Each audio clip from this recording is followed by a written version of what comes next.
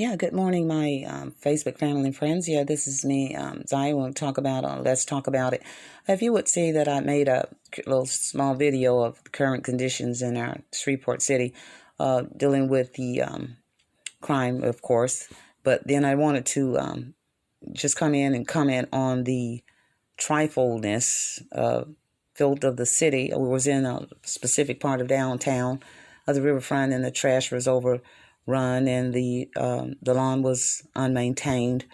I think it's very appalling, for city officials or whomever is.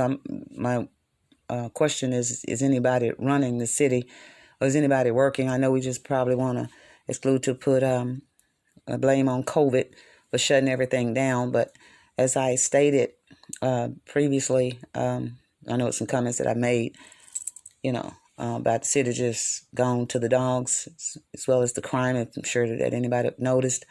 I had made the comment, and then I'm not afraid to call names. It just seems as if it got completely blackified.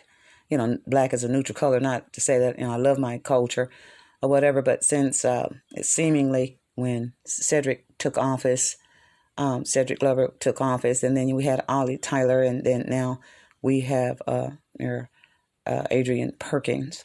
It seems as everything just went into complete exclusive darkness. The city is not well maintained.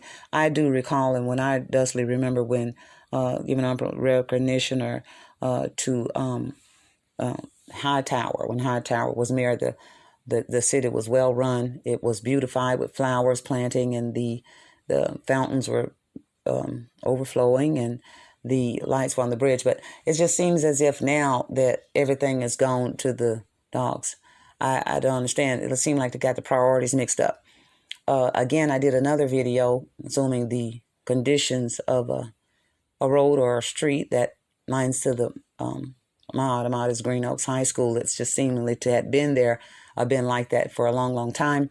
Just patchwork up, and then to say give honor recognition to Thomas E. Howard and all the other great principals.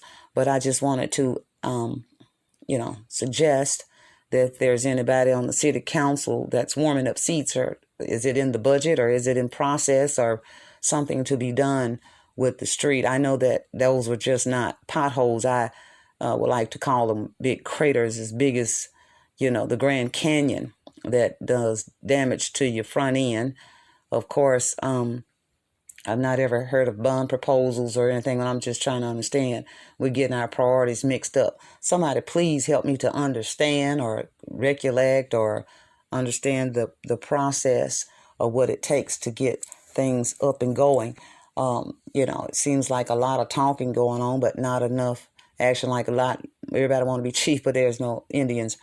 It was very appalling to see the city just go to waste, of course, with the crime rate that it is, and as well as the filth and debris that was all over. Is there not anybody working in sanitation anymore, or janitorial or something? If I was a visitor have coming to this city, I would be appalled and pretty much like, what in the hell is going on with y'all city, and couldn't hurt it to get back to my destination. I have to give it to Texas. They got their little thing saying, don't mess with Texas. I've ridden the roads of Texas. They keep their highways and byways very clean and tidy. But I didn't mean to, if I offended anybody about the comment that I said about blackified. Now, don't get it twisted. I do love my people, but I have to really understand this. I do understand some white people, not all of them, but some of them. I do. Let's get this thing. I would suggest that we, come to some conclusive order, or make some posts or some editorials that the citizens know that things are in perforated order and up and going and getting ready to the process. As I had stated about Thomas E. Howard, whomever the councilman or woman is for this district, I would, suggest that we would, want to come together and let the public know that these things are very well in order. Since 1979, I know that Thomas E. Howard has been away. I know you have buses coming through there, 2-ton buses, and then there is some danger posed to that specific area. I know that young students be walking from school to that area, and they don't have a proper way to walk, if they could probably put a piece of a sidewalk, having not to, get injured or whatever, and some blind spots coming around that in-depth curve. But this is pretty much all I have to say. Thank you, ladies and gentlemen, for tuning in to Let's Talk About It. Have a good evening.